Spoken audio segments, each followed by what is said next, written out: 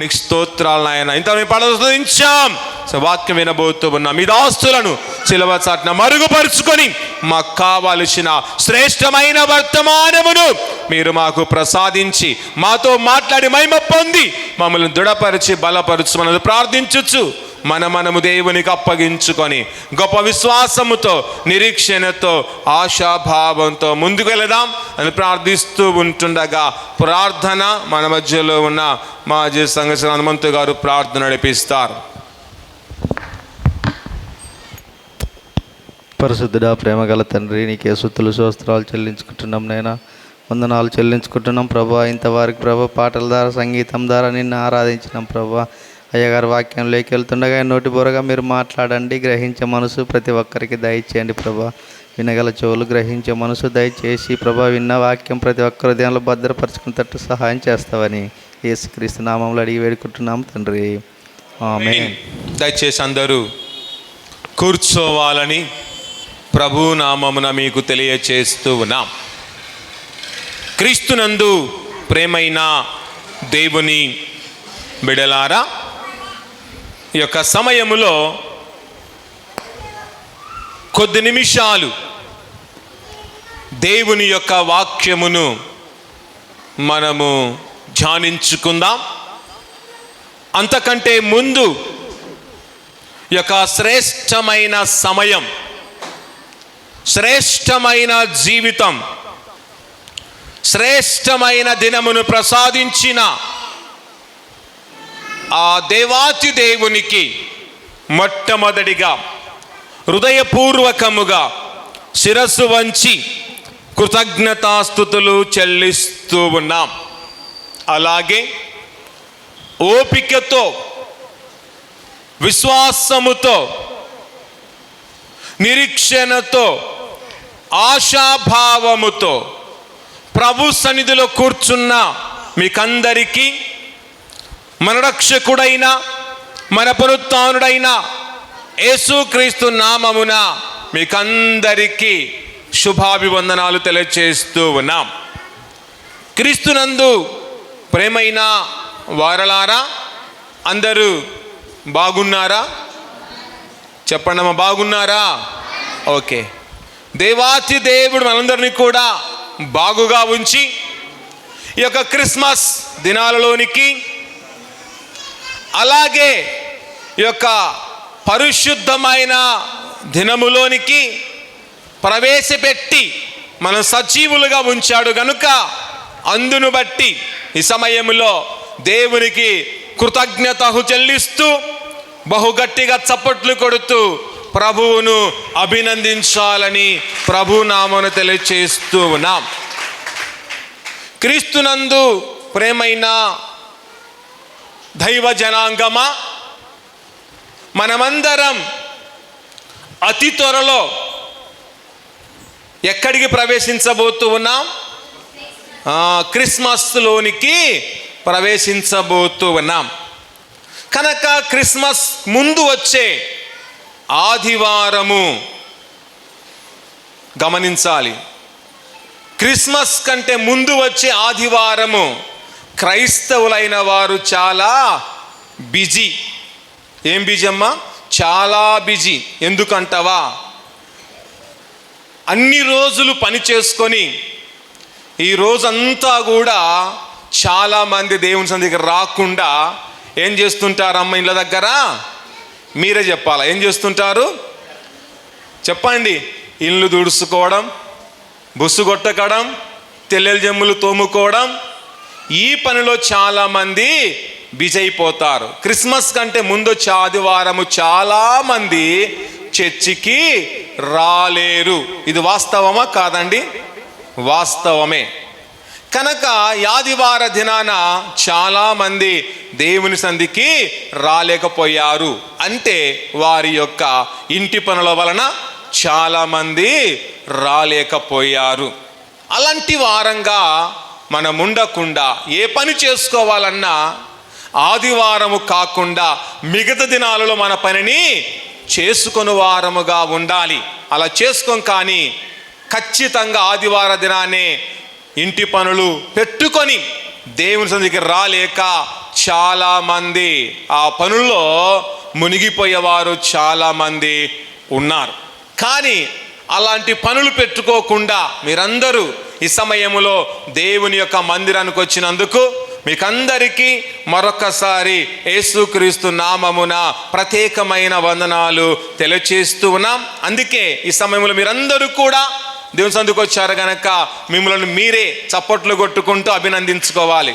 మిమ్మల్ని మీరే గట్టిగా చప్పట్లు కొట్టుకుంటూ అభినందించుకోవాలని ప్రభు నామమున తెలియచేస్తూ ఉన్నాం. క్రీస్తునందు ప్రేమైన దేవుని బిడలారా, నేటి దినానికి నేటి సమయానికి ఏర్పాటు చేయబడిన వాక్య భాగాన్ని చదవగా మనమందరము విన్నాం. అలాగే ఈ యొక్క ఆరాధన కార్యక్రమానికి ఏర్పాటు చేయబడిన ధ్యానాంశము, ఈ కార్యక్రమానికి ఏర్పాటు చేయబడిన అంశము ఏమిటంటే యేసుక్రీస్తు పుట్టుక ద్వారా దేవుణ్ణి స్తుతించిన వారు అనే ధ్యానాంశంపై మనము ధ్యానించబోతూ ఉన్నాం. అందరు చెప్పాలి, ఏ అంశంపై మనం ధ్యానించబోతున్నామండి? యేసుక్రీస్తు పుట్టుక ద్వారా దేవుణ్ణి స్తుతించిన వారు అనే ధ్యానాంశంపై మనము ధ్యానించబోతూ ఉన్నాం. కనుక దైవ గ్రంథములో మనము చూచి ఉన్నట్లయితే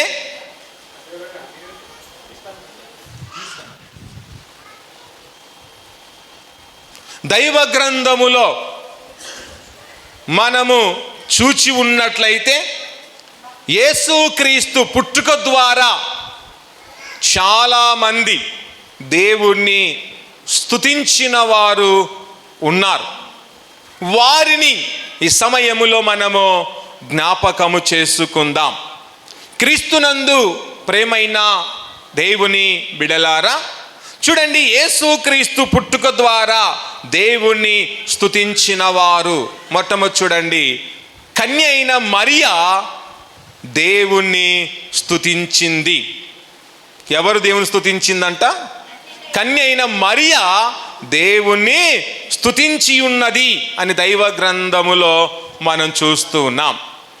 కనుక మరియా ఎలాగైతే దేవుణ్ణి స్తుతించిందో, మరియా ఎలాగైతే దేవుణ్ణి స్తుతిస్తూ ఉందో, మన జీవితములో కూడా యేసుక్రీస్తు పుట్టుకను జ్ఞాపకము చేసుకుంటూ, యేసుక్రీస్తు రాకను జ్ఞాపకము చేసుకుంటూ, యేసుక్రీస్తు జన్మదినమును జ్ఞాపకము చేసుకుంటూ మనమందరము దేవుణ్ణి మనము స్తుతించేవారముగా ఉండాలి. ఎప్పుడైతే మనము దేవుణ్ణి స్తుతిస్తామో దేవాత్యుదేవుడు మహిమ పొందువాడుగా ఉన్నాడు, ఆనందించువాడుగా ఉన్నాడని ఎరిగి మనము కూడా దేవుణ్ణి స్తుతించువారముగా ఉండాలి. కనుక యేసుక్రీస్తు పుట్టుక ద్వారా కన్య అయిన మరియా దేవుణ్ణి ఎంతగానో స్తుతించిన విధమును మనము చూస్తూ ఉన్నాం. అందుకే ఆ యొక్క చదవబడిన వాక్య భాగం చదువుకుందాం. లూకా సువార్త 1వ అధ్యాయము 46వ వచనాన్ని మనం గమనిస్తే చూడండి, ఈ యొక్క శుభవార్తలో అనగా లూకా సువార్తలో అనేకమైన శ్రేష్టమైన సంగతులు రాయబడినట్లు మనం చూస్తూ ఉన్నాం. ఇతర సువార్తల కంటే లూకా సువార్తలో అనేకమైన అనగా శ్రేష్టమైన అతి శ్రేష్టమైన సంగతులు రాయబడినట్లు మనం చూస్తూ ఉన్నాం. కనుక యొక్క సువార్తలో ఎక్కువగా మనకేం కనబడుతుందంటే స్తుతి కనబడుతూ ఉంది. ఈ యొక్క సువార్తలో ఏం కనబడుతుందమ్మా? మనకు స్తుతి కనబడుతూ ఉంది. ఈ యొక్క సువార్తలో రెండవదిగా ఏం కనబడుతుందంటే ప్రార్థన కనబడుతూ ఉంది. ఏ సువార్తలో? లూకా సువార్తలో స్తుతి కనబడుతుంది, లూకా సువార్తలో ప్రార్థన కనబడుతూ ఉంది అని మనము తెలుసుకొని వారముగా ఉండాలి. అందుకే చదువు యొక్క వాక్య భాగం, అప్పుడు మరియా అప్పుడు మరియా ఇట్లనెను, నా ప్రాణము ప్రభువును ఘనపరుచుచు ఉన్నది. చూడండి, మరి యొక్క ప్రాణం ఎవరి ఘనపరుస్తూ ఉందంట? ప్రభువును ఘనపరుస్తూ ఉంది. ఆమె యొక్క ప్రాణం ఎలాగైతే ప్రభువును ఘనపరుస్తూ ఉందో, ఆమె యొక్క ప్రాణం ఎలాగైతే ప్రభువును స్తుతిస్తుందో, ఆమె యొక్క ప్రాణం ఎలాగైతే ప్రభువును ధ్యానిస్తుందో, ఆమె యొక్క ప్రాణం దేవుని ఎలా వేడుకుంటూ ఉందో, అలాగే మన ప్రాణము కూడా ప్రభువును ఘనపరిచేదిగా ఉండాలి. మన ప్రాణం ప్రభువును స్తుతించేదిగా ఉండాలి. మన ప్రాణం ప్రభువును వెంబడించే ప్రాణముగా ఉండాలని ప్రభు నామమున తెలియచేస్తూ ఉన్నాం. క్రీస్తునందు ప్రేమైన దైవ జనాంగమా, మరియా ఎంతగానో స్తుతిస్తూ ఉంది. ఆమె స్తుతిస్తూ ఉన్న విధమును మనమందరము చూస్తూ ఉన్నాం. కనుక మరియా ఏ భాషలో స్తుతిస్తూ ఉన్నది? మరియా ఏ భాషలో స్తుతిస్తూ ఉంది అంటే, చూడండి, ఆమె కావ్య భాషలో స్తుతిస్తూ ఉందంట. ఏ భాషలో దేవుని స్తుతిస్తుందంట? కావ్య భాషలో దేవుణ్ణి స్తుతిస్తూ ఉన్నది. ఆమె స్తుతించే సమయములో, ఆమె దేవుణ్ణి ఘనపరిచే సమయములో, దేవుణ్ణి ఆరాధించే సమయములో ఆమెలో 3 శ్రేష్టమైన సుగుణాలు కనబడుతూ ఉన్నాయి. మరియా దేవుని స్తుతించే సమయములో ఆమెలో ఎన్ని శ్రేష్టమైన సంగతులు కనబడుతున్నాయంట? 3 శ్రేష్టమైన సంగతులు, 3 శ్రేష్టమైన సుగుణాలు మరియలో కనబడుతూ ఉన్నట్లు మనం చూస్తున్నాం. ఆమెలో ఉన్న మొట్టమొదటి శ్రేష్టమైన సుగుణం ఏమిటంటే, ఆమె జ్ఞానము కలదిగా కనబడుతూ ఉంది. దేవుని స్తుతిస్తూ ఉన్నప్పుడు ఆమె ఎలా కనబడుతుందంటమ్మా? జ్ఞానము గలదానిగా కనబడుతూ ఉంది. అలాగే మనము కూడా దేవుని స్తుతిస్తూ ఉన్నప్పుడు మనము కూడా జ్ఞానము గలవారుగా కనబడుతూ దేవుని మనము స్తుతించే వారముగా, దేవుని మనము వేడుకునే వారముగా, ప్రభువును మనము ధ్యానించే గొప్ప ధ్యానికులుగా ఉండాలని ప్రభు నామమున తెలియచేస్తూ ఉన్నాం. తర్వాత ప్రభువును స్తుతిస్తూ ఉన్నప్పుడు ఆమెలో కనబడుతున్న రెండవ సుగుణం ఏమిటంటే, ప్రేమ అనేది ఆమెలో కనబడుతూ ఉంది. మరియలో ఏం కనబడుతుందమ్మా? ప్రేమ కనబడుతూ ఉంది. కనుక ఆమెలో ప్రేమ ఉన్నది కనుక ప్రేమామయుడైన దేవుణ్ణి ఎంతగానో స్తుతిస్తూ ఉంది. ప్రేమ కలిగిన దేవుని యొక్క సన్నిధిలో ఉంటూ తన ప్రేమను కనపరుస్తూ ఉంది. దేవుని ఎదుట దేవునిపై ఉన్న ప్రేమను ఆమె కనపరుస్తూ ఉంది. అలాగే మన జీవితంలో దేవుని మీద ఉన్న ప్రేమను దేవుని యొక్క సన్నిధిలో మనము కనపరచాలి. కానీ దేవుని మీద ఉన్న ప్రేమను మనం కనపరచలేకపోతున్నాం, కానీ మనుషుల మీద ఉన్న ప్రేమనైతే మనము కనపరుస్తూ ఉన్నాం. మనుషుల మీద ప్రేమను మనము ఉలగబోసే వారముగా ఉంటున్నాం. మనుషుల మీద ప్రేమను చూడండి ఎంతగానో కనపరుస్తూ ఉన్నాం. అందుకే మనుషుల మీద నువ్వు ప్రేమను కనపరచవద్దు, మనుషులను ప్రేమించవద్దు, కానీ దేవుని మాత్రమే మనం ప్రేమించాలి. మన ప్రేమను దేవునికి కనపరచాలి. అప్పుడు ప్రేమామయుడైన దేవుడు తన ప్రేమతోనూ నింపుతూ ఉండగా, ఆయన దయతో నింపుతూ ఉండగా, ఆయన ప్రేమను, ఆయన దయ మనము పొందిన వారముగా ఉండాలి. తర్వాత మరియ దేవుని స్తుతిస్తూ ఉన్నప్పుడు ఆమెలో ఉన్న మూడవ సుగుణం ఏమిటంటే, ఆధ్యాత్మికమైన జీవితం కలిగి ఉంది. దేవుని స్తుతిస్తూ ఉన్నప్పుడు ఆమె జీవితం ఎలా ఉందంట? ఆధ్యాత్మికంగా ఉంది. అలాగే మనము కూడా దేవుణ్ణి స్తుతిస్తున్నప్పుడు, దేవుని యొక్క సన్నిధిలో కనబడుతున్నప్పుడు, దేవునితో సహవాసం చేస్తూ ఉన్నప్పుడు, దేవునితో నడుస్తూ ఉన్నప్పుడు, దేవుని వాక్యాన్ని వింటున్నప్పుడు, దేవుని వాక్యాన్ని చదువుతూ ఉన్నప్పుడు, దేవుని వాక్యాన్ని అనుసరిస్తూ ఉన్నప్పుడు మన జీవితంలో ఏం కనబడాలి? ఆధ్యాత్మికమైన జీవితము కనబడాలి. అది కనబడుతూ ఉందా? ఒకసారి మనం ఆలోచించుకొని, మనలో ఆధ్యాత్మికమైన జీవితం కొదువైపోయి ఉంటే, ఈ సమయంలో ఈ క్రిస్మస్ దినాల్లో ఆధ్యాత్మికమైన జీవితాన్ని ప్రభు ద్వారా మనము పొందుకొని ఆధ్యాత్మికంగా ఎదగాలి, ఆధ్యాత్మికంగా ఫలించాలి, ఆధ్యాత్మికంగా ముందుకు కొనసాగే వారముగా ఉండాలి. కనుక మరియ జీవితం చాలా ఆధ్యాత్మికంగా కనబడుతూ ఉంది. కనుక మనం అలాంటి జీవితము కలిగి ఈ లోకములో అనేకులకు ఆధ్యాత్మికంగా ఆదర్శప్రాయులుగా ఉంటూ ముందుకు కొనసాగాలని ప్రభునామమున తెలియచేస్తూ ఉన్నాం. తర్వాత రెండవ విషయం చూడండి, యేసుక్రీస్తు పుట్టుక ద్వారా దేవుణ్ణి స్తుతించిన వారు. రెండో వ్యక్తి యాజకుడైన జకరియా దేవుణ్ణి స్తుతించాడు. ఎవరు దేవుని స్తుతించాడంటమ్మా? యాజకుడైన జకరియా దేవుణ్ణి స్తుతించాడు.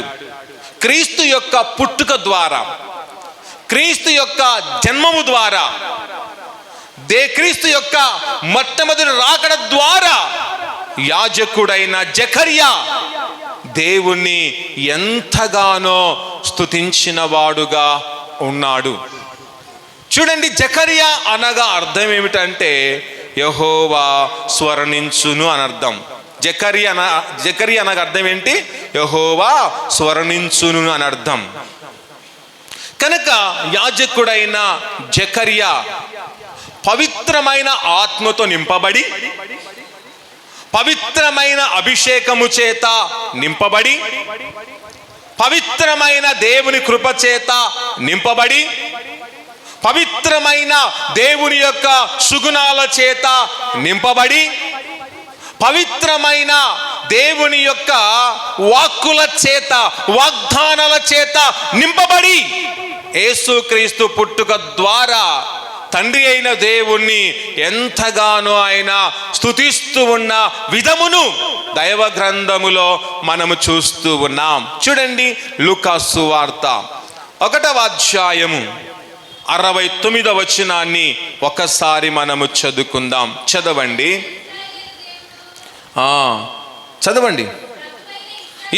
ప్రభువైన ఇశ్రాయేలు దేవుడు స్తుతింపబడునుగాక. ఏమని స్తుతిస్తున్నాడు ఇక్కడ జకరియా? ప్రభువైన ఇశ్రాయేలు దేవుడు స్తుతింపబడునుగాక అని. ఇశ్రాయేలు దేవుణ్ణి ఇతడు ఏం చేస్తున్నాడండి? స్తుతిస్తూ ఉన్నాడు. కనుక ప్రియ దేవుని బిడ్డ, మనము కూడా ఈ యొక్క క్రిస్మస్ సందర్భములో, క్రిస్మస్ యొక్క దినాలలో మనము కూడా ఇశ్రాయేల్ దేవుడైన యెహోవాను మనము స్తుతించువారముగా ఉండాలి. వీరందరూ కూడా దేవుని స్తుతించడానికి ప్రధాన కారకుడు ఎవరు అంటే యేసు ప్రభుల వారి లోకానికి రావడం బట్టి దేవుణ్ణి స్తుతిస్తూ ఉన్నారు.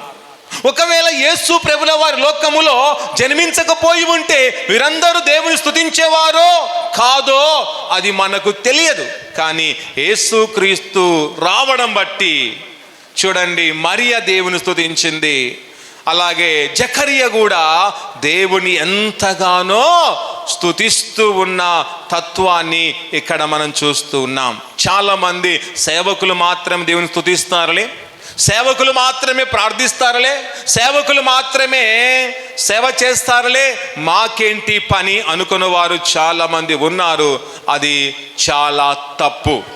కనుక ప్రతి ఒక్కరు దేవుని స్తుతించాలి, ప్రతి ఒక్కరు దేవుని ఆరాధించాలి, ప్రతి ఒక్కరు దేవుణ్ణి ఘనపరచాలి, ప్రతి ఒక్కరు దేవునిలో నిలవాలి అనే ఉద్దేశమే దేవుని యొక్క ఉద్దేశము. అందుకే దేవుని యొక్క ఉద్దేశం మనము నెరవేర్చాలి, దేవుని యొక్క ఉద్దేశం మనము కనుగొనాలి, దేవుని యొక్క ప్రణాళిక మనము కనుగొని జీవించాలి. ఇంతవరకు కనుగొనలేని స్థితిలో నువ్వు ఉంటే, కనుగొనలేని ఒక దుర్మార్గురాలుగా ఉంటే నీలో నాలో నా దుర్మార్గతను వదిలిపెట్టుకొని దేవుని యొక్క తలంపులు, దేవుని యొక్క ఉద్దేశం కనుగొని మన జీవితములో దేవుణ్ణి స్తుతించే విధానాన్ని మరిచిపోకూడదు.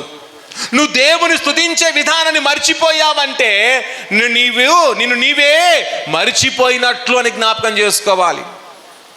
నువ్వు దేవుణ్ణి మర్చిపోయావు అంటే నీ కుటుంబాన్ని మరిచినట్లే అని జ్ఞాపకము చేసుకొని, దేనిని మరిచినా ఎవరిని మరిచినా దేవుని మాత్రం మనము మరవకూడదు. దేవుని యొక్క వాక్యాన్ని మరవకూడదు. దేవుని యొక్క క్రియలను మరవకుండా జ్ఞాపకము చేసుకొని దేవుని యొక్క భద్రతలో అతి క్షేమకరముగా మనము నివసించాలని ప్రభువుల వారు మనకు తెలియచేస్తూ ఉండగా, ఆయన తెలియచేసే ప్రతి దానిని మనము వినాలి, విశ్వసించే వ్యక్తులముగా ఉండాలని ప్రభు నామమున తెలియచేస్తూ ఉన్నాం. తర్వాత చూడండి, మూడవ విషయం గమనిస్తే, యేసుక్రీస్తు పుట్టుక ద్వారా దేవుని స్తుతించిన వారు చూడండి, గొర్రెల కాపరులు దేవుణ్ణి స్తుతించిరి. చూడండి, గొర్రెల కాపరులు ఎందుకు దేవుని స్తుతించారంట? ఎందుకు స్తుతించారు? యేసు ప్రభుల వారి యొక్క పుట్టుక ద్వారానే దేవుని స్తుతించారు. కానీ యేసయ్య గాని లోకములో పుట్టకపోయి ఉంటే గొర్రెల కాపరులు దేవుణ్ణి స్తుతించేవారు కాదు. కనుక యేసయ్య ఈ లోకములో ఆయన వెలుగొందుట ద్వారా గొర్రెల కాపరులు దేవుణ్ణి ఎంతగానో స్తుతించారు. ఈ గొర్రెల కాపరు గురించి మనం ఆలోచిస్తే, వీరు విద్య లేని పామరులుగా ఉన్నారు. వీరికి విద్య అనేది లేదు. వీరు ఎక్కడ నివసించేవారు? ఊరి వెలుపల నివసించేవారుగా ఉన్నారు. పొలములలో వీరు నివసించేవారుగా ఉన్నారు. పొలములో నివసిస్తున్న వీరిని, ఊరి బయట నివసిస్తున్న వీరిని యేసు ప్రభుల వారు ఈ లోకములో ఉద్భవించి, యేసు ప్రభుల వారు వారిని సమాజములోనికి, అనగా ఊరిలోనికి, గ్రామములోనికి, వీధుల్లోనికి యేసు ప్రభుల వారు వారిని నడిపించాడు. ఎంత గొప్ప ధన్యతో ఒకసారి ఆలోచించండి. పొలములో ఉన్న వారిని ఆయన రాక ద్వారా వీరెక్కడికి ప్రవేశించారమ్మా? గ్రామములోనికి, వీధుల్లోనికి వారు ప్రవేశించిన వారుగా ఉన్నారు. వారు గ్రామంలో ప్రవేశించారంటే దానికి కారకుడు ఎవరు? యేసు ప్రభుల వారే అని మనము జ్ఞాపకం చేసుకోవాలి. అలాగే మనము కూడా ఈ లోకములో ఒకప్పుడు మన స్థితి చాలా దుర్భరమైన స్థితిగా ఉండేది.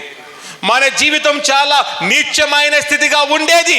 అలాంటి స్థితిలో ఉన్న మనందరినీ ప్రభువు లేవనెత్తి, అలాంటి స్థితిలో ఉన్న మనందరినీ కూడా తన సొంత కుమారులుగా చేర్చుకొని మంచి జీవితాన్ని, మంచి బ్రతుకును ఆయన మనకు అనుగ్రహించాడు గనక అలాంటి దేవుని విడువకుండా, ఎడబాయకుండా అత్తుకొని వారముగా ఉండాలి. ఒకవేళ నీవు నేను కూడా దేవుని మందిరములోనికి ప్రవేశించలేక నువ్వు వెలుపల జీవిస్తున్నావేమో, దేవుని యొక్క మందిరంలోనికి రావడానికి నీ పాపం నిన్ను వెంటాడుతూ ఉంటే ఆ పాపాన్ని ప్రభువు తొలగించువాడుగా ఉన్నాడు. దేవుని మందిరం రావడానికి ఏదైనా అధికారం నీకు అడ్డుగా ఉంటే అధికారాన్ని దేవుడు తీసివేస్తాడు. దేవుని మందిరంలోనికి రావాలి. చాలా మంది దేవుని మందిరం రావడానికి నాకు ఆ పని ఉంది, ఈ పని ఉందని చెప్పుకొని కుంటి సాకులు చెప్పి దేవుని మందిరం రాకుండా తప్పించుకొని తిరిగేవారు చాలా మంది ఉన్నారు. అలాంటి స్థితిలో నీవుంటే మన జీవితం అంతా బహు వ్యర్థముగా మారిపోతూ ఉంది. కనుక దేవుని సన్నిధికి రావడానికి నువ్వు పరుగులు తీసే వ్యక్తిగా ఉండాలి. దేవుని సన్నిధికి రావడానికి నీవు ఎంతగానో ఉత్సాహంగా రావాలి. కానీ దేవుని మందిరకు వస్తున్నప్పుడు చాలామంది ఎన్ని రోజుల నుండి ఆహారం తినకుండా ఉంటారు చూడండి, నీరసంగా వచ్చేవారు చాలామంది ఉన్నారు. దేవుని మందిరకు వచ్చేటప్పుడు చాలా నీరసంగా వస్తారు. ఇంటికి వెళుతున్నప్పుడు మాత్రము చాలామంది ఉత్సాహంగా వెళ్ళిపోతారు. అంటే దేవుని మందిరకు వస్తున్నాం అనుకున్న వారు ఒకవేళ సెంట్రల్ జైలుకి వస్తున్నాం అనుకుంటారో ఏమో నాకు తెలియదు. దేవుని మందికి వచ్చేవారు ఏమో సెంట్రల్ జైలుకి వెళ్తున్నాం అన్నట్టుగా భయముతో, అలాగే భీతితో, ఎంతో అలాగే నీరసంగా వచ్చేవారుగా ఉంటారు. మనము దేవుని సందుకు వస్తున్నప్పుడు నీరసంగా రాకూడదు, ఉత్సాహంగా రావాలి, సంతోషంగా రావాలి.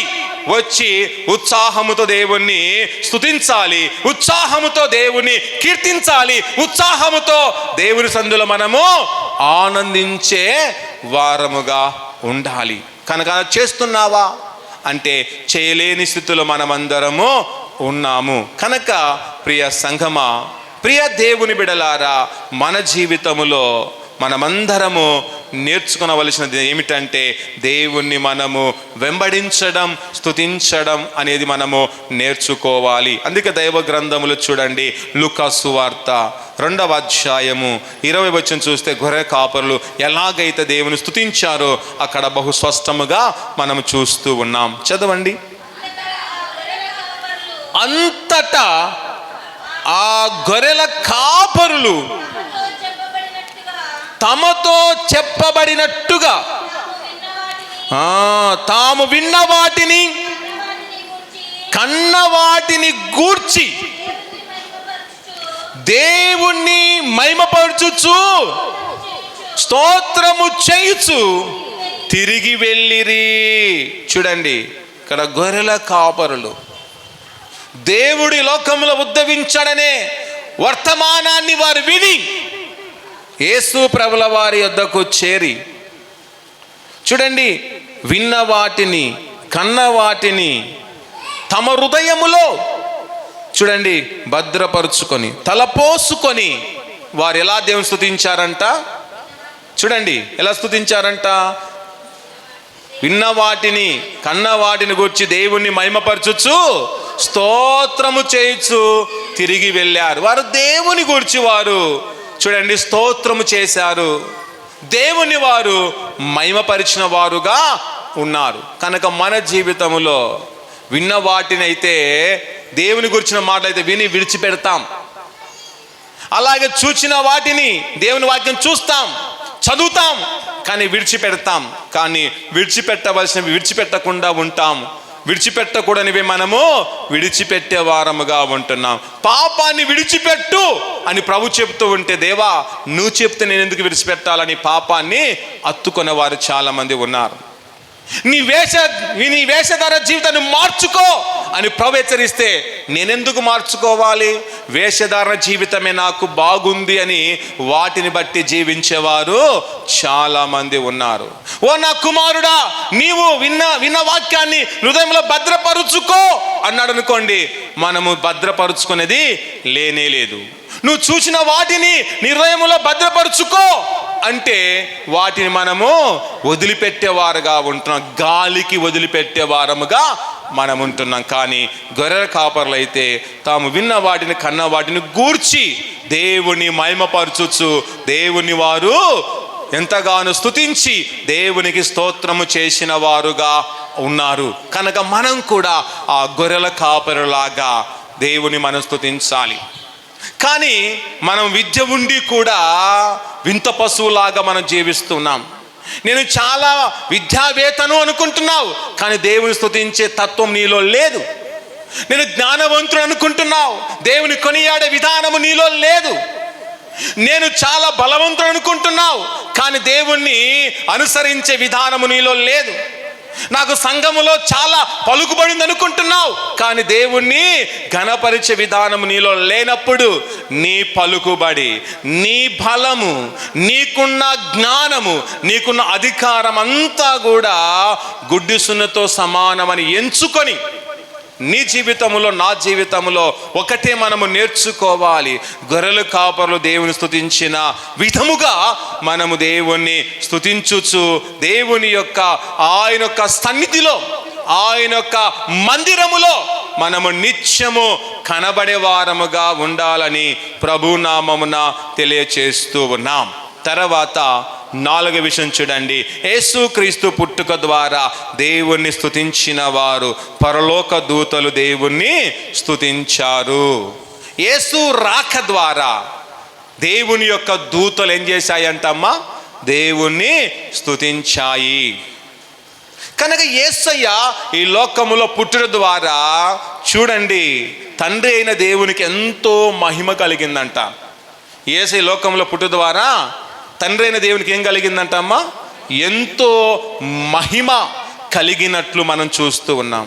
ఎంత మహిమ అంటే చెప్పలేనంత మహిమ, చెప్పలేనంత గొప్పతనం, వర్ణించలేనంత చూడండి మహిమ తండ్రి అయిన దేవునికి కలిగి ఉన్నది అని మనమందరము ఎరగాలి. యేసయ్య ఈ లోకములో పుట్టుట ద్వారా తండ్రి అయిన దేవునికి ఎంతో సంతోషము కలిగింది కనుక యేసయ్య ఈ లోకంలో పుట్టుట ద్వారా మనకు కూడా ఎంతో సంతోషం కలిగింది. కానీ ఆ సంతోషము దేవుని ద్వారా కలిగింది అనుకోవడం లేదు. నాకున్న ధనము ద్వారా నాకు ఈ సంతోషం వచ్చింది అనుకుంటున్నావు, నాకున్న అందం ద్వారా ఈ సంతోషం నాకు వచ్చింది అనుకుంటున్నావు, కానీ దాని వల్ల నీకు సంతోషం రాలేదు. కానీ యేసయ్య ద్వారా మనకు సంతోషం అనేది కలిగింది. యేసయ్య ద్వారానే మనకు నిత్య జీవము కలిగింది. యేసయ్య ద్వారానే మనకు నిత్య విమోచన కలిగి ఉంది అని మనము ఎప్పుడు కూడా మరవకుండా ఉండేవారముగా ఉండాలి. చూడండి, దేవుని యొక్క దూతలు యేసయ్య లోకంలో పుట్టిన వెంటనే దేవునికి ఎంతగానో వారు స్తుతులు చెల్లించారు, దేవునికి స్తోత్రములు చేశారు, దేవుని మహిమపరిచారు, దేవుని ఘనపరిచిన వారుగా ఉన్నారనేది అక్కడ మనం చూస్తున్నాం. చూడండి, లూకా సువార్త 2వ అధ్యాయము 14వ వచనాన్ని ఒక్కసారి మనం చదువుకుందాం. సర్వోన్నతమైన స్థలములలో దేవునికి మహిమయు, ఆయనకిష్టులైన మనుషులకు భూమి మీద సమాధానము కలుగును గాక అని దేవునికి స్తోత్రము చేస్తూ ఉండెను. చూడండి, దేవుని యొక్క దూతలు ఏం చేస్తున్నాయంట? దేవునికి స్తోత్రములు చేస్తూ ఉన్నాయి. కనుక మన జీవితములో కూడా దేవునికి మనము స్తోత్రములు చేసేవారముగా ఉండాలి. నీ నోరు దేవునికి స్తోత్రములు చేస్తూ ఉందా, లేక ఎవరో చెప్పిన మాటను మోసుకొచ్చి చెప్పేవాడుగా ఉన్నావా? సంఘములో నీవు ఎవరికైనా ఒకవేళ మధ్యవర్తిగా నువ్వు జీవిస్తూ ఉంటే ఆ బ్రతుకును మానుకోవడం మంచిది. ఎవరైతే ఒక ఇద్దరు మధ్యవర్తిగా ఉన్నాడో అతని అంటారు, ఏమంటారంటే బోకర్ అంటారు. కనుక అలాంటి స్థితిలో ఉండి అలాంటి పేరు సంపాదించుకున్నట కంటే ఇద్దరి మధ్యలో నీవు నేను ఎప్పుడు కూడా మధ్యవర్తిగా ఉండకుండా మనము స్వతంత్రులుగా జీవించువారుగా ఉండాలి. చాలామంది మధ్యవర్తులుగా ఉంటూ ఇక్కడి మాట అక్కడ చేరివేయడం, అక్కడి మాట ఇక్కడ చేరివేయడం చాలామందికి అలవాటు. అలాగే మరికొందరైతే మన సంఘంలో జరుగుతున్న విషయాలు మరికొందరికి చేరవేయడము కూడా చాలా మందికి అలవాటు. అది మంచిది కాదు.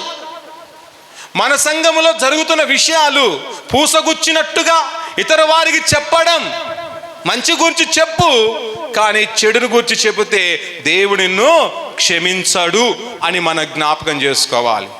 నువ్వు అనుకుంటున్నావు ఎవరినో అవమానపరచాలనుకుంటున్నావు, కానీ అవమానపరచాలనుకున్న నీవే ఏదో ఒక రోజు నీవు అవమానానికి నువ్వే లోనైపోతావు అని జ్ఞాపకం చేసుకోవాలి.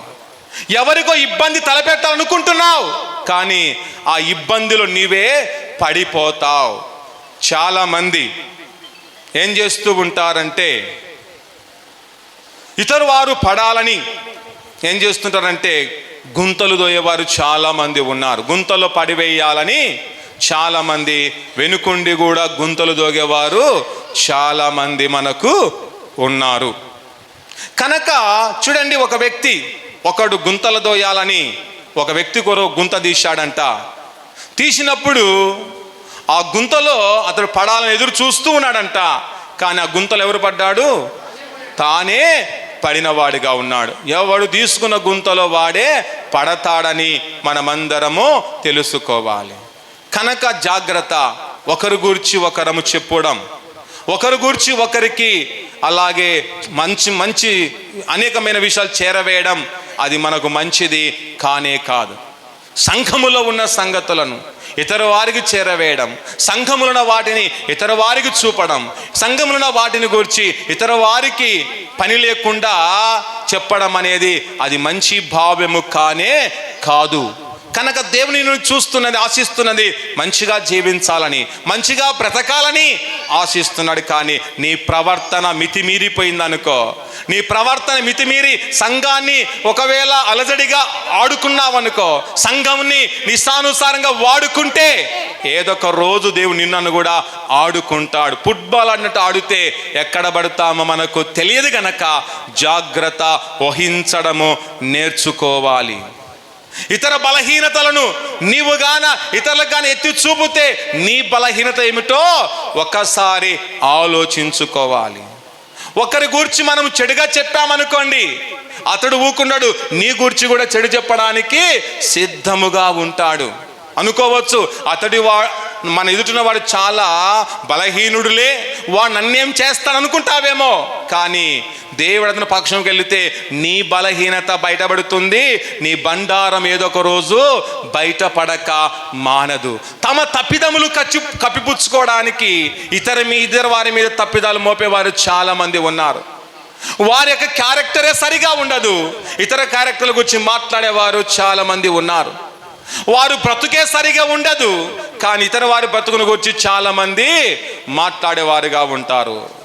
అలాంటి స్థితిలో నువ్వు ఉంటే జాగ్రత్త వహిద్దాం. మనం ఎవరి జోలికి వెళ్ళవలసిన అవసరం లేదు, ఎవరి గురించి ఆలోచించవలసిన అవసరం లేదు. కానీ దేవుని గురించి ఆలోచించు, దేవుని వాక్యము గురించి ఆలోచించు, నీ కుటుంబం గురించి నీవు ఆలోచించాలి. కానీ ఇతర వారి గురించి కానీ ఇతర కుటుంబాల గురించి కానీ ఆలోచించవలసిన అవసరత నీకు లేనే లేదు. ఒకవేళ అలా ఆలోచించావనుకో, వారు కూడా నీ గురించి నీ కుటుంబం గురించి ఆలోచిస్తే నువ్వు ఎలా ఉంటావో, ఎక్కడ పడిపోతావో ఒక్కసారి ఆలోచించుకొని జాగ్రత్తగా వహించే వారముగా, జాగ్రత్తగా మనము జీవించే వ్యక్తులముగా మనం ఉండాలని ప్రభు నామమున తెలియచేస్తూ ఉన్నాం. కనుక మనం కూడా ఖచ్చితంగా దేవుని స్తుతించడము ఎంతో అవసరమై ఉన్నదని నమ్మి ఈ క్రిస్మస్ దినాల్లో దేవుని మనము దేవదూతల్లాగా దేవుని స్తుతించడము మనము నేర్చుకుని వారముగా ఉండాలి.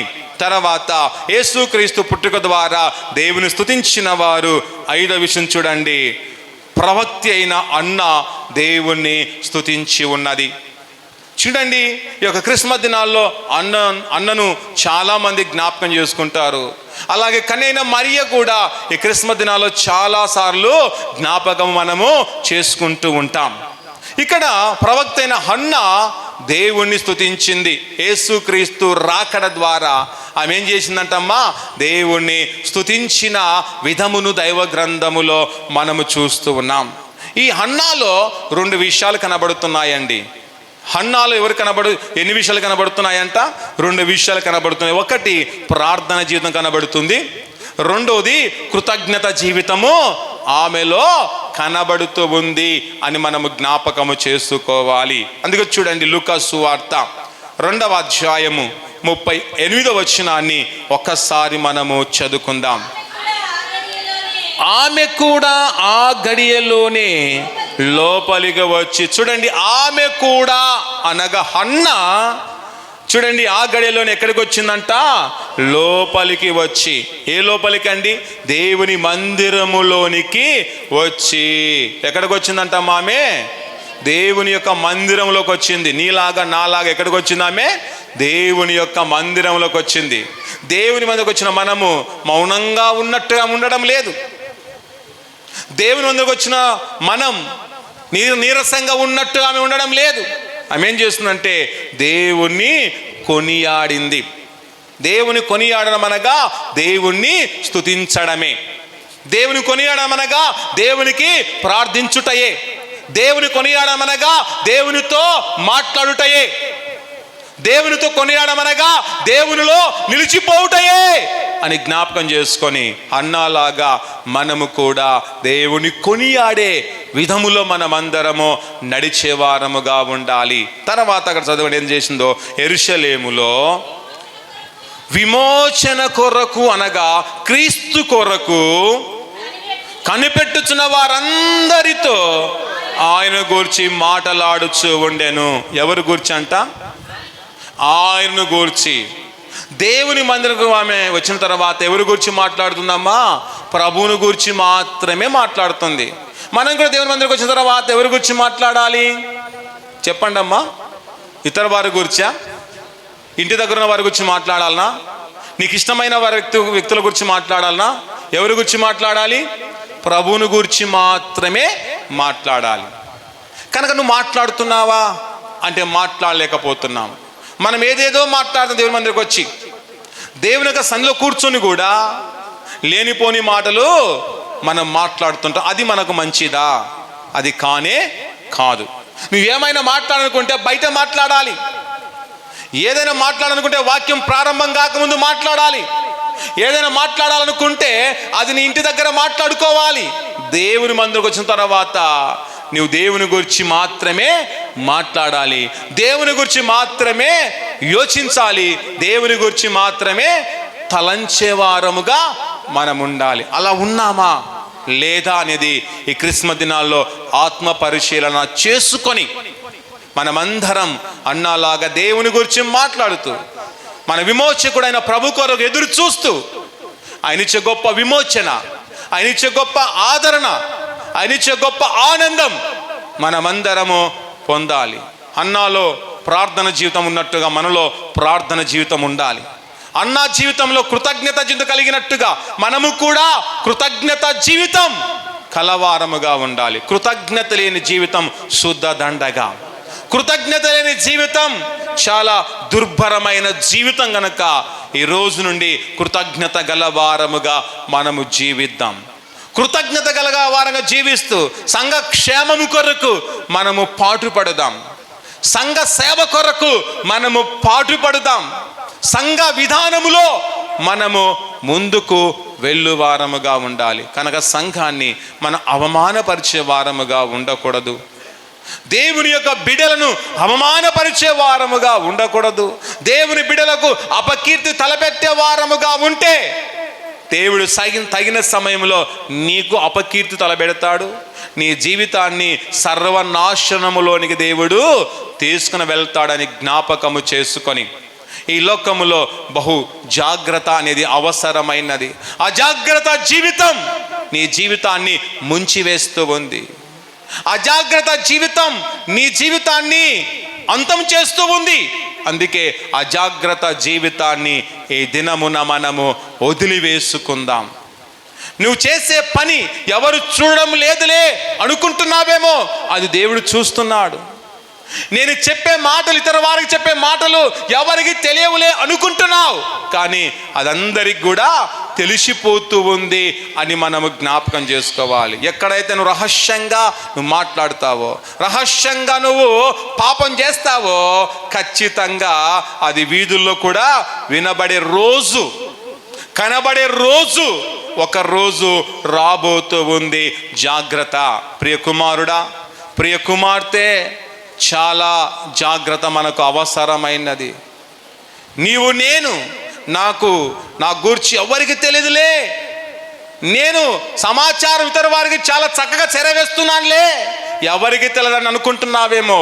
నువ్వు చేసే ప్రతి పని తెలుసు, నువ్వు చేసే ప్రతి విధము దేవునికి తెలుసు, నీ నడక తెలుసు, నీ ప్రవర్తన తెలుసు, నీ క్యారెక్టర్ దేవునికి తెలుసు. తగిన సమయంలో దేవుడు సమాచారం అందించిన నీకు బుద్ధి చెబుతాడు. ఆ సమాచారం వింటున్న వానికి కూడా దేవుడు బుద్ధి చెప్పడానికి సమర్థుడైన దేవుడు, శక్తివంతుడైన దేవుడు మనకున్నాడని ఎరిగి మన కుటుంబాలు సంతోషకరంగా ఉండాలి. కానీ అనవసరంగా దారిన పోయే సమస్యను తెచ్చి మనకు కల్పించుకొనకుండా, వీధుల్లో ఉన్న సమస్యను తీసుకొచ్చి మన ఇంట్లో పెట్టుకోకుండా జాగ్రత్త వహించడము మనకు ఎంతో ఎంతో అవసరమై ఉన్నదని జ్ఞాపకము చేసుకొని అన్నాలాగా నీవు నేను దేవుని మనము స్తుతించాలి. క్రీస్తు పుట్టుక ద్వారా ఆమె దేవుని స్తుతించిన విధమును మనము ఇక్కడ మనం చూస్తూ ఉన్నాం. తర్వాత మరొకరు కూడా యేసుక్రీస్తు పుట్టుక ద్వారా దేవుని స్తుతించిన వారు ఉన్నారు. ఎవరు అంటే షిమియోను దేవుణ్ణి స్తుతించెను. ఏం చేశాడంట? షిమియోను దేవుణ్ణి స్తుతించిన వాడుగా ఉన్నాడు. షిమియోను అనగా అర్థం ఏంటంటే ఆలకించుట. షిమియోను అనే పేరుకి అర్థం ఏంటి? ఆలకించుట. కనుక షిమియోను గూర్చి మనకందరికీ తెలుసు. షిమియోను చాలా నీతిమంతుడుగా, యథార్థవంతుడుగా, న్యాయవంతుడుగా, దేవుని యందు భయభక్తులు గలవాడుగా ఉన్నాడు. అలాంటి వ్యక్తి చూడండి, యేసు ప్రభుల వారి లోకంలో పుట్టు ద్వారా దేవుణ్ణి ఎంతగానో స్తుతించిన వాడుగా ఉన్నాడు అనేది దైవ గ్రంథంలో చూస్తున్నాం. చూడండి, లూకా సువార్త 2వ అధ్యాయము 28వ వచనాన్ని ఒక్కసారి మనం చదువుకుందాం. లూకా సువార్త 2వ అధ్యాయం 28వ వచనాన్ని. ఆయన విషయమై జరిగించుటకు తల్లిదండ్రులు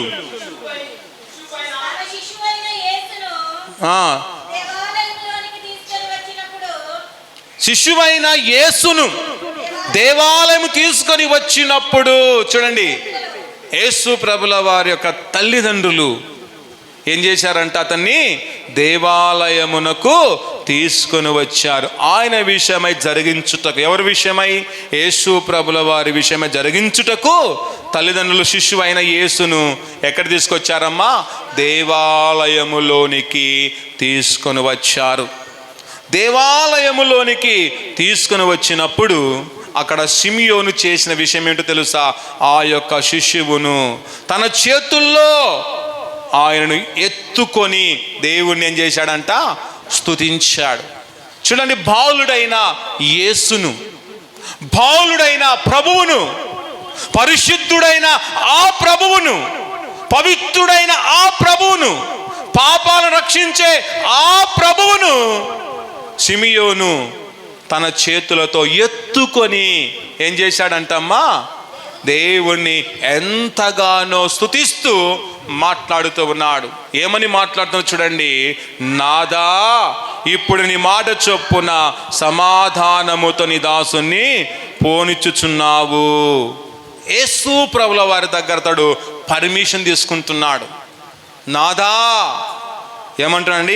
నాదా ఇప్పుడు నీ మాట చొప్పున సమాధానముతో దాసుని పోనిచ్చుచున్నావని యేసు ప్రభుల వారి దగ్గర అతడు చాలా వినయముతో చూడండి పర్మిషన్ తీసుకుంటున్నట్లు అక్కడ చూస్తున్నాం. చాలా తగ్గింపుతో యేసు ఎదుట తన జీవితాన్ని కనపరుచుకుంటూ ఉన్నాడు. కనుక మన జీవితంలో దేవుని ఎదుట మనము తగ్గించుకొని వారముగా ఉండాలి. నువ్వు తగ్గించుకుంటున్నావా? లేదే. నా జీవితంలో ఎప్పుడు నేను హెచ్చించుకుంటానని హెచ్చించుకుంటూ ఉన్నావు. నీవు పొగుడుకుంటున్నావు. నేనెంతో ఉన్నతమైన వాడు అనుకుంటున్నావు. నేనెంతో గొప్పవాడు అనుకుంటున్నావు.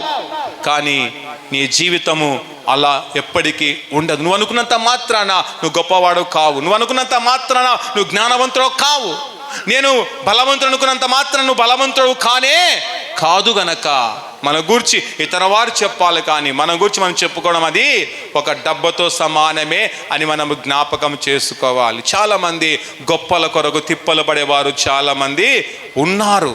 అలాంటి స్థితిలో మనం ఉండకుండా ఉన్నది ఉన్నట్టుగా మాట్లాడాలి, లేనిది లేనట్టుగానే మాట్లాడాలి. కానీ ఉన్నది లేనట్టుగా, లేనిది ఉన్నట్టుగా నువ్వు కలిపి చెబితే నీ జీవితం కూడా కలిసిపోతూ ఉంది. ఎక్కడంటే గాలిలో కలిసిపోతుందని జ్ఞాపకం చేసుకొని నేను షిమియోను లాగా ప్రభువును కూడా మన హృదయంలో చేర్చుకొని, మన రక్షకునిగా ఆయన చేర్చుకొని దేవుని మనము స్తుతించే విధానములో మనము ఎలాంటి తారతమ్యము లేకుండా, ఎలాంటి భేదము లేకుండా, ఎలాంటి కొరత లేకుండా దేవుని మాత్రము నేను షిమియోనులాగా దేవుని స్తుతించడము మన బాధ్యత, మన కర్తవ్యమని ఎంచుకొని జీవించు వారముగా ఉండాలి.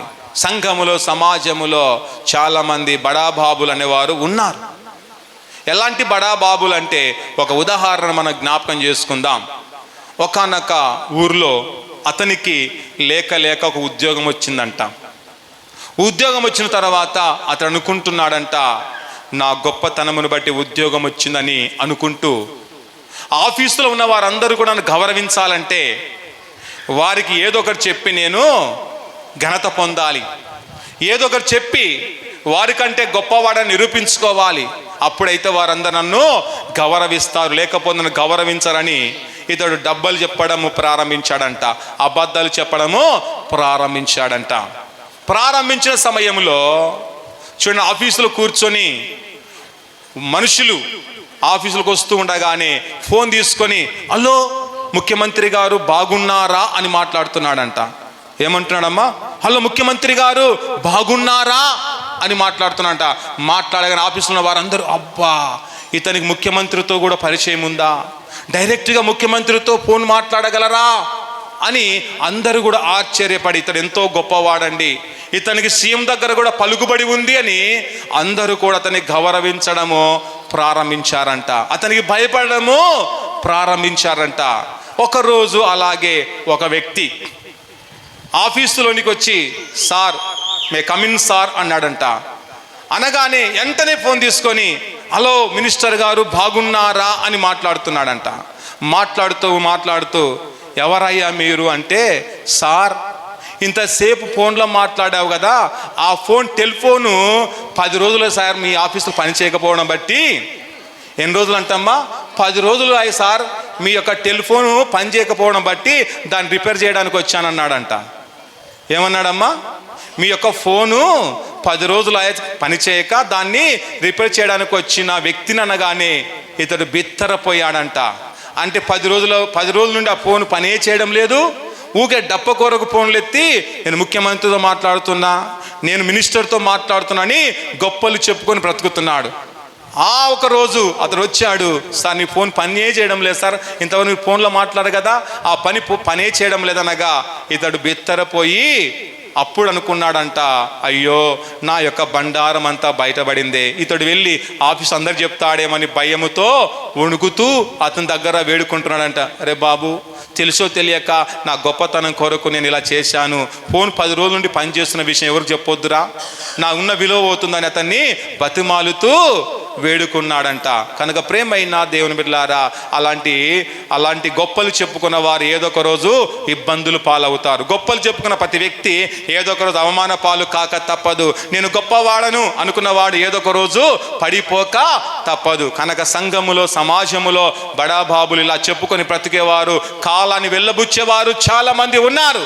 అలాంటి వారు నమ్మితే నీకే నష్టము, అలాంటి వారి మాయ మాటలు నమ్మితే నీకే ప్రమాదము, అలాంటి వారి మాయ ఉచ్చులో పడితే నీకే శ్రమ అని జ్ఞాపకం చేసుకొని వారు ఇరికిస్తారు, బయటికి వెళ్ళిపోతారు. ఇరుక్కుండేది నీవే, శ్రమల పాలైదు నీవే, నాశనమైంది నీవే, నీ కుటుంబాన్ని నీవే పతనం చేసుకుంటావని జ్ఞాపకం చేసుకొని ఎవరి మాటలు బడాబాబుల మాటలు నమ్మకుండా దేవునికి లోబడి దేవుని యొక్క విధేయతగా జీవించుచు క్రిస్మస్ దినాన్ని, రాబోతున్న క్రిస్మస్ యొక్క దినాన్ని ఘనంగా మనం జరుపుకుంటూ క్రీస్తు యొక్క జన్మదినంలో పాలిభాగస్థులమై దేవుని ఇంకా మనం స్తుతిద్దాం.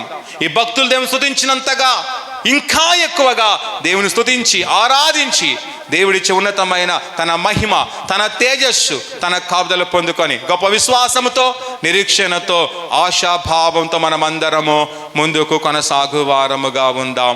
ప్రార్థించుకుందాం. తలలు వంచండి, ప్రార్థించుకుని దేవుడిచ్చే ఉన్నతమైన తన శక్తి, ఉన్నతమైన తన ప్రభావాన్ని ఈ సమయంలో మనం పొందుకుందాం.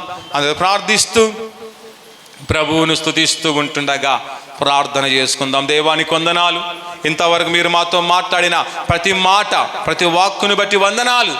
మేమందరినీ వాక్య ప్రకారంగా జీవించే మహాధన్యత, మహాభాగ్యమును మాకందరికీ ప్రసాదించమని ప్రార్థిస్తుండగా ప్రార్థన మన మధ్యలో ఉన్న దాసు గారు మనం ప్రార్థన నడిపిస్తారు.